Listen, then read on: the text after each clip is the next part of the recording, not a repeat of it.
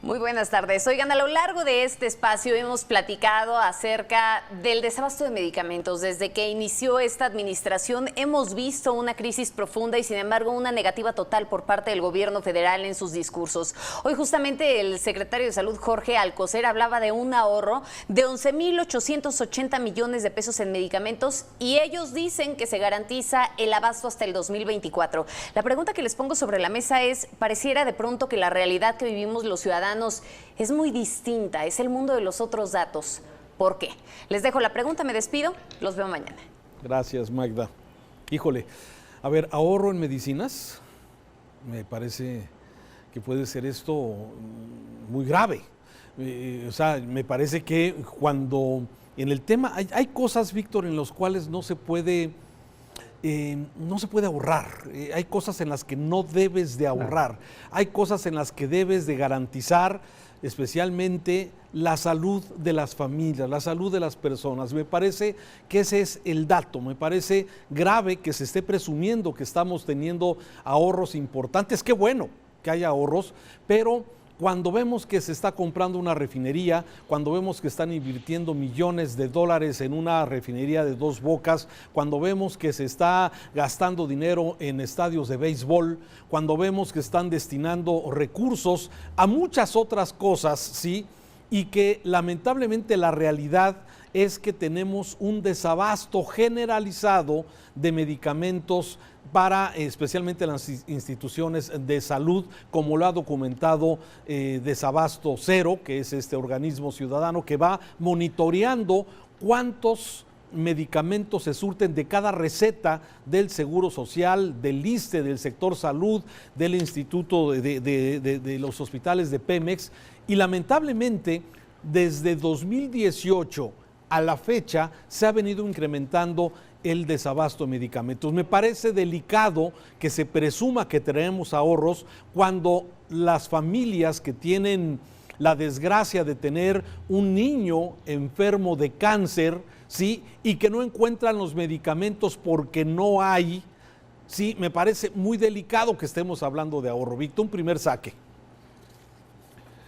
A ver, sí, tienes toda la razón. Hay conceptos en los que utilizar la palabra ahorro, y más cuando hablas de gastos del Estado, del gobierno, no se puede aceptar como tal, como en el tema de la seguridad, como en el tema de la educación, como en el tema de la salud, que ahora estamos tratando, en donde no se puede utilizar el concepto de ahorro. Porque ¿qué significa ahorro? Pues inmediatamente lo que te refiere es que no se están alcanzando los objetivos deseados, porque nunca habrá dinero suficientes para poder cubrir en su totalidad problemas tan sensibles como este. Aquí el asunto se agrava, Raúl, porque se mezclan y se combinan otros factores que hacen, podríamos decir, una tormenta perfecta. Estamos hablando de corrupción, estamos hablando de monopolios, estamos hablando de participación de políticos también en el negocio, y tal vez de lo más sensible, de niños, mujeres, mexicanos que no han sido atendidos debidamente en problemas de salud tan sensibles como el cáncer, por ejemplo. Entonces tenemos pues la narrativa perfecta para poder pues hacer una crítica contundente en este sentido, de una buena intención, Raúl, porque finalmente cuando se trató de recomponer este asunto, se nos explicó que lo que se estaba tratando de acabar era precisamente con eso, con los negocios, con la corrupción, y que lo que se estaba buscando era fundamentalmente luchar contra la corrupción, y equivocadamente se utilizó también la expresión ahorrar. A ver, se cambió todo un sistema que bien o mal sí funcionaba con sus defectos, pero se quiso borrar todo y empezar de cero, como ocurrió también con la creación del INSABI. A ver, combate, aquí yo veo que ya hay digamos, un tiro directo, ya hay de alguna forma clara, una visión clara de este gobierno, ¿sí? De tener una serie de visiones ideológicas, dogmáticas sobre el sector privado. Y esto fue el primero, el sector de los laboratorios fue el primero en padecer esto, donde el presidente desde el atril y desde su postura del atril presidencial señala de que hay corrupción. Lo que tú dices, que hay grupos de empresarios que especulan con los medicamentos, que se están haciendo millonarios y de alguna forma están especulando, y por eso se acusa de corrupción. Pero ¿sabes qué? No hay una sola denuncia, no hay una sola evidencia de lo que ha señalado. Los simples dichos de que había corrupción y que había especulación de los empresarios. Y a lo mejor sí, Víctor. Y a lo mejor sí, pero está en la autoridad, que es quien tiene las herramientas, los hilos para hacer de alguna forma las denuncias y castigar y sancionar a quien de alguna forma lo estaba haciendo para corregir el rumbo sin corrupción. ¿Pero qué pasó? No pasó eso. Lamentablemente lo que quiere es precisamente anular lo que tú dices, destruir lo que hay para construir una nueva narrativa. Lamentablemente se desaparece el Seguro Popular, sí, estamos empezando a formar un nuevo INSABI y se nos viene la pandemia, ¿sí? Y esto de alguna forma deja todo en el aire. Y por eso, bueno, el presidente quizás con buenas intenciones, vamos a meter a la ONU, ¿sí? A la UNOPS, este organismo internacional de la ONU, para hacer compras consolidadas. ¿Y qué pasó? Supuestamente en mayo, para estas alturas, tendríamos que tener ya cerca de 2,000 claves de medicamentos disponibles en las farmacias del Seguro Social, del ISSSTE y de todos los hospitales públicos. ¿Y qué ha pasado? Bueno, se retrasó, no se pudo, incluso se ha documentado por parte de Animal Político que se están haciendo algunas compras incluso más caras de como se compraban, Víctor. Entonces dices, bueno, estamos en esta situación. Desgraciadamente, ¿a quién perjudica más esto, Víctor? Perjudica a los más pobres, sí, a los más desprotegidos, porque finalmente quien tiene recursos para pagar la medicina en un hospital privado, en una farmacia particular, medicamentos que son carísimos, por cierto, sí, pues va, digamos, salvando a su familiar. Pero ¿qué pasa con los más pobres? No, bueno, hay datos que señalan que, por ejemplo, en el área rural se gasta una persona que vive en el área rural, en el campo, que es de condición más sencilla, gasta hasta el 20% de su ingreso en medicinas, mientras que una persona de clase media, media alta o alta, gasta un 2 o 4% de su ingreso en medicinas. Eso habla del tamaño, de la dimensión del problema. Y sí, estoy de acuerdo, se abrieron frentes, ya no me queda claro si fue solo contra las farmacéuticas o las distribuidoras, pero sí lo que me queda claro es que las hicieron a un lado, a empresas como Grufesa, Dimesa, Maipo, y luego se pelearon con PISA también, y al final del día, según datos que tengo, terminamos otra vez contratando dos empresas mexicanas que seguramente pues terminarán también haciendo con el tiempo una especie como de monopolio en el control de lo que es la distribución de las medicinas. Mira, Raúl, finalmente, ¿sabes qué pasó? Así lo entiendo y así lo percibo, una curva de aprendizaje muy costosa y dolorosa, porque a diferencia de otros rubros donde también ha habido curvas de aprendizaje del gobierno que no deberían de ser, pero pues que se dan, aquí terminó afectando también o está afectando vidas humanas. Sí, eso es lo más lamentable. Me parece que has señalado el alto costo que estamos pagando los mexicanos en este aprendizaje y en esa visión, sí, ideológica de que, bueno, todos los empresarios o todos los comerciantes están haciendo tranzas o hacen, desde luego, hechos de corrupción. Y esto no es así.